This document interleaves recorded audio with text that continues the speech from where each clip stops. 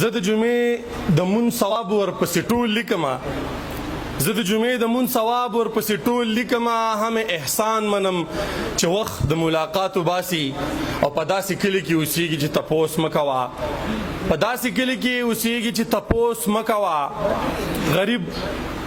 غریب خیرات غواړي، شتمن پکې زکات وباسي.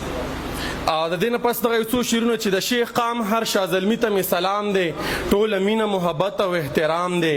بیا شروع کوم په نوم د ذوالجلال چې په پټراز او مانه پوی د الف لام دی، او خپلو وینو نه قلم راډکومه، خپلو وینو نه قلم راډکومه، د خپل قام په درد لیکل زما کلام دی. د ستر سوچ او د قلم په زور عزیزه ما د دې خاورې خدمت کړی مدام دی، ما د دې خاورې خدمت کړی مدام دی. او دا یو په ترنم سره ډالې کوم چې جذبه لري د مینې د خپل قام سره دا شیخ، په هر زیږي کې لیکي د خپل نام سره دا شیخ. جذبه لري د مینې د خپل قام سره دا شیخ، په هر زیږي کې لیکي د خپل نام سره دا شیخ. د حد زیات مین دی په دې خاوره او دې قوم، د حد زیات مین دی په دې خاوره او دې قوم. سکار او غرض نه لري انجام سره دا شیخ، سکار او غرض نه لري انجام سره دا شیخ. جذبه لري د مینې د خپل قام سره دا شیخ. اغیار ورته ډېرې کندې وکنستې پیرا، اغیار ورته ډېرې کندې وکنستې پیرا،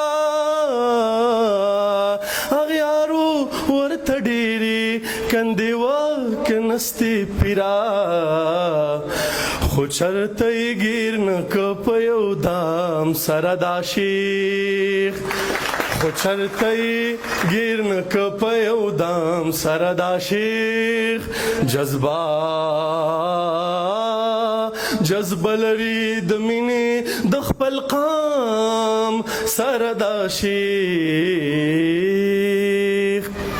الشیخ طارق عزیزه ستا شعرونه یې ډېر خوښ دي، الشیخ طارق عزیزه ستا شعرونه یې ډېر خوښ دي. دا ځکه خو تیریږي په سلام سره دا شیخ. جذبه لري د مینې د خپل قام سره دا شیخ. او دا یو شعر د ډالۍ چې نیتونه چې صفا شي او هرس شي پکې ختم، نیتونه چې صفا شي او هرس شي پکې ختم، په خپله به الشیخ قومي تنظیم مخې ته لاړ شي. یو جهان مننه، تل ښاد او آباد اوسئ. والسلام.